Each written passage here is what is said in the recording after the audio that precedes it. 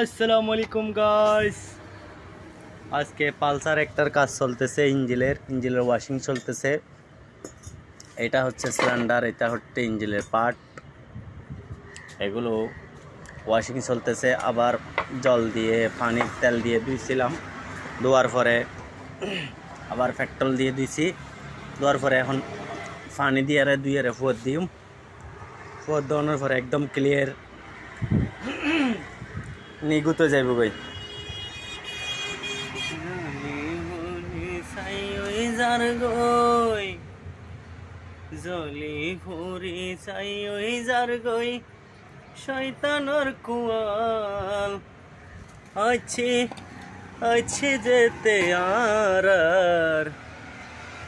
মার রবি ও আউয়াল।